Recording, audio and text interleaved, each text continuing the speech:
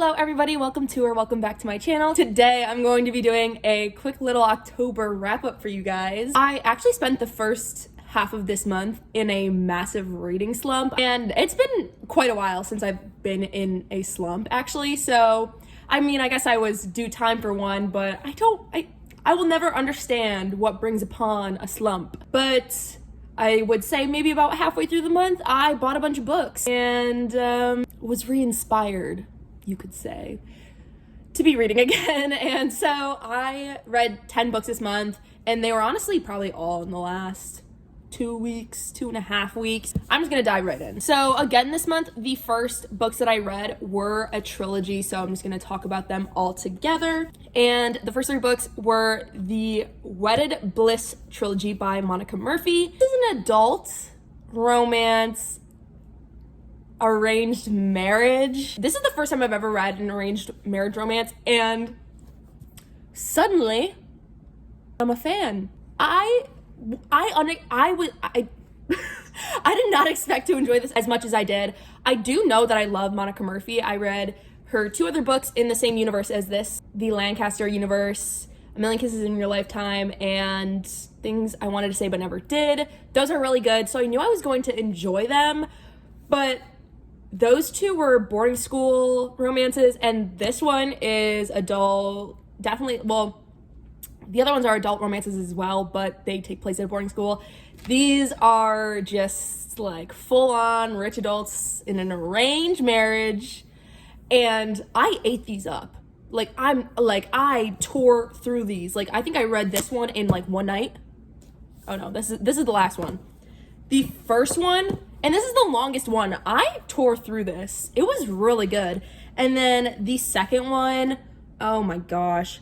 One of the things that I really liked about this series is that a lot of the times what you enjoy about a trilogy or a series is that each book has its own contained plot and storyline, with the same cast of characters, with maybe some great overarching plot. But with this, that I actually really enjoyed was that it is a very continuous story. I think each book picks up right where the last one left off, and I think there's a nice length where you can read this much of one main story. Like, genuinely, I was never bored or being dragged through. There was interesting twists. The romance was great. Perry, he slayed. And it was nice to see, I think, Ren and Crew make an appearance in here, if I'm correct. So that was fun because they have their own book. So I just really enjoyed this, and I want Monica Murphy to write more in this series. If any of you have read Monica Murphy and have recs by her, please contact me. Let me know, because I am eating her material up. Speaking of Monica Murphy, the next book I read was Promises We Meant to Keep. This is, if you've read books from this universe, this is Sylvie and Spencer's story. So if you've read Things I Wanted to Say But Never Did, that's Whit and Summer's story. Sylvie is Whit's younger sister and sort of Summer's friend. It's a whole thing. But this was, I liked this more than I thought I would, because I wasn't really a fan of Sylvie in the first book. We all know why. You know, that wasn't uncommon, but this was a really good redemption for her. And honestly, I liked Spencer a lot in both. I don't know, this one just kind of took me by surprise. It follows Sylvie after she's already graduated. Her mom and her have this weird controlling relationship, and her mom forced her to marry this old man. He dies. This all happens in like the first chapter, and then she like is back in society, but she's like she's not slaying, she's not having a good time, and she meets Spencer again, I guess. It's sort of second chance romance, but there was never like a full romance in the first place. I don't know. It was good. If you like Monica Murphy or any of that, she's good. Those go without saying as an adult romance, 18 plus. You know what I mean. Following the romance trend, next book was the perfect book to pick up after those, because I was in a mood and this had just been released, and oh my gosh, I'm gonna be talking about this in my video next week because I'm gonna be doing an author spotlight on this author. And the book I am talking about is King of Wrath by Anna Huang. And let me just say, this is like actually gorgeous. Look at this. I mean, like, it's beautiful. I love it. I can't wait to have the whole 7-book series on my bookshelf. Like, tell me. And this was so good. I think I ended up giving it 5 stars because guess what? Arranged Marriage. And you know what? It was really good. This, if you don't know, this is an adult romance. It follows Vivian and Dante. If you've read her other series, Dante, it shows up in Christian's book. And it was actually a little fun because this starts when they first meet. But in Christian and Stella's book, Dante and Vivi are already like engaged, and so some of the things that are mentioned in that book happen in this book. So like I read one scene and I was like, oh my god, I have to go back. So I pulled out like his book and like went through the scenes. It was so good. Dante, oh my gosh, this man. This is adult romance. If you don't know Anna Huang, it was so good. I'm doing a whole video on her books next week, so I will get more in depth about this book. All you need to know is that it was really good. If you like romance, read it. Arranged Marriage. Oh god, it was good. Okay, the next book I read, another new release this month. I'm sure every booktuber, book TikToker, whatever media you're on has read this month, and that is It Starts With Us by Colleen Hoover. And I think I was sort of pleasantly surprised with this because I definitely went into it thinking I wasn't gonna like it. Because my thing with Colleen's books that I really love, there's a plot twist, there's some major like issue, and so I just kind of assumed like, oh, this is gonna be like something bad's gonna happen and I'm not gonna like that. Like, they deserve peace. And then the first page is basically her saying like, hey guys, here's some fan service for you guys because you've been asking. And I feel like although it subverted my expectations because I was expecting it to be sad, I wouldn't say it was really a great follow-up. It wasn't a great fan service, I felt. If you haven't read It Ends With Us, it's gonna be It Ends With Us spoilers coming ahead. So go read it, skip this section, come back after you read that, and then this. Anyway, I wasn't a fan because Ryle is in every chapter, like almost every chapter. Somehow he gets mentioned if he's not there physically. And obviously, I don't know. I just felt like there was too much Ryle sympathy in this book for me. Ryle should be in jail and should not have any sort of visitation rights with his daughter. And Alyssa, I feel like I get it. He's her brother, but if my brother was Ryle, he would not, like, the way that Alyssa hosts dinners with Ryle and Lily. I'm sorry, Ryle is Lily's abuser. I'm sorry, that was something that irked me. There was a lot of highlights though. Atlas has a whole lot of screen time in this, which was good. Except for his ending speech at the vows. I can't even get into that. I'm gonna talk about what I did like. Josh and Theo, they carried this book. Theo is one of Atlas's friends' son, and Josh is, spoiler, I already told you, Alice's little brother. And Theo and Josh become such good friends. It is the cutest friendship. It is the sweetest interaction of anything in this book. It carried, definitely. Like, I cared more about reading their scenes than Lily and Atlas scenes. That's how much I loved them and how great they were as side characters. And Atlas and Josh's little found family coming together, it was just so great. The only other thing that I stuck with me that I really liked was Marshall has a speech. I mean, not speech, but he kind of, gives a little pep talk to Lily earlier on in the book. What he said, I really like. I thought the way it was said was really great. And you know what? Lily and Atlas, they're happy, they're together. Honestly, if it wasn't the sequel to It Ends With Us, it'd be like 2.5 stars. But because it is the sequel to It Ends With Us, we'll go 3. No, it was 3 overall. 3 overall. I'll give it that. It was a 3 book.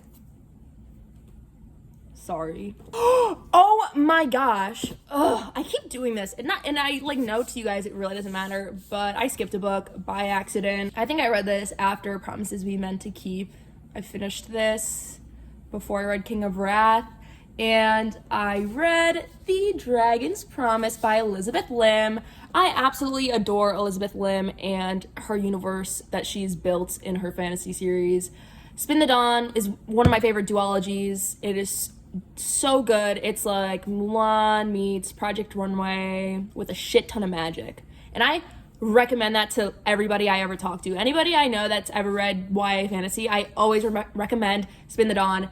And she earlier last year came out with the spin-off duology, which is Six Crimson Cranes, and then this was the sequel that came out in August. I've been anticipating this since I read Six Crimson Cranes a year ago, and it was good. I think this was what I was reading when I was in the slump. It just wasn't the time, but it was a really good book. It was a really good ending, and I really loved these characters and this story and this universe, so I feel like I definitely wish I appreciated it more, but because I was kind of like in a slump, it wasn't the best thing, but it was really good. And I highly recommend her writing, her books. They're so good. Okay, back on track. After It Ends With Us, I got into the Halloween mood and I read The Kiss Curse, and oh my god, was this great. I absolutely loved the Ex-Hex. So when I knew there was a sequel, obviously I had to snatch it, and so worth it.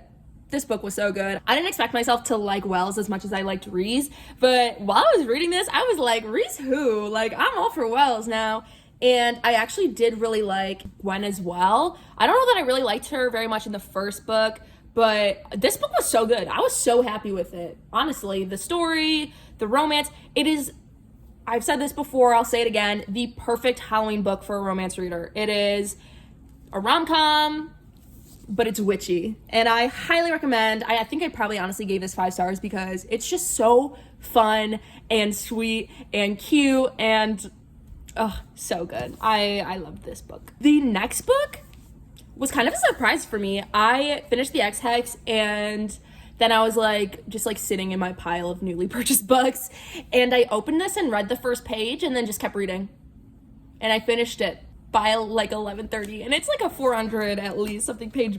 It's big, but Halloween vibes. This is a very new genre for me, but I read Sign Here by Claudia Lux, and it was really good. I don't even know how to describe this. Maybe like a paranormal mystery. Basically, it follows Peyote or Pay, and he works on like the 3rd or 4th or 5th floor of hell or something like that, and he's trying to get a promotion. His job basically is to get people to sign their souls away to hell. To get a promotion, he needs to get a full set, and that is when you have a person from 4 different generations of the same family sign their soul away. So he's been watching the Harrisons for years because he has 3 of them. So this book follows him and his friend that he makes at the beginning of the book, and then it also follows the Harrisons while they go on a summer trip, and from their point of view, you get all of the mysterious reveals of what's going on within their family, because trust me, there's a lot going on.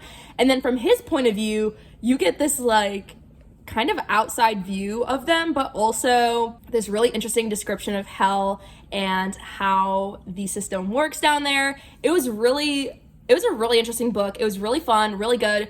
The reveals got me. Like, I don't think there was anything that I was like, knew it. I didn't call anything at the start. This was really good, very Halloween-y, very fun, interesting, and I was surprised because there was not a drop of romance. So look at me go. Anyway, okay. The final. Oh wait. I forgot. Did I read 11?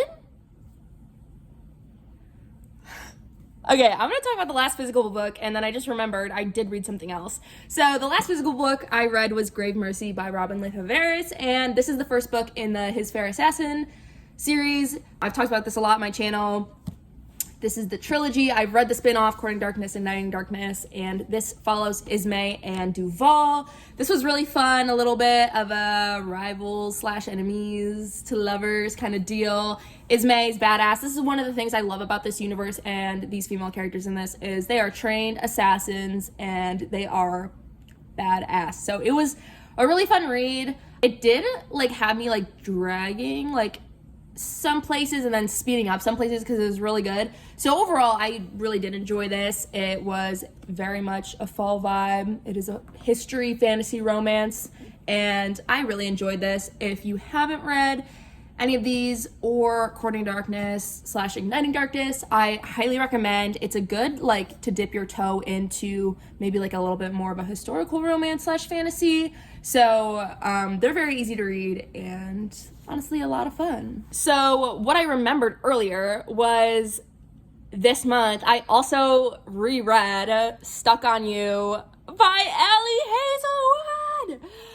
Oh my god, it's so good. I freaking love Ellie Hazelwood. I don't talk about her enough because people like to hate on The Love Hypothesis, but I'm a STEM girl, okay? That book was for me and me only. I absolutely love Ellie's writing. If she wrote it, I read it and I gave it 5 stars because it always is so cute, so fun, steamy, so good. If you haven't read any of her novellas, I highly recommend. All 3 of them are really good. In February, she's got an anthology of the 3 of them coming out in physical form, so you can wait till then or get them now. I highly recommend. They're like $3 and they're so good. I absolutely loved them. As I said, 5 stars.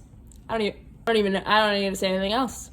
So does that mean that I read 11? Because I'm stepping up my game if I read 11 books this month. So those are all of the books that I read in October. As I said earlier, next week I have an author spotlight on Ana Huang coming out, and then I have a couple of other exciting videos planned for you guys. So I will see y'all when I see y'all. Yeah, that's it. Bye.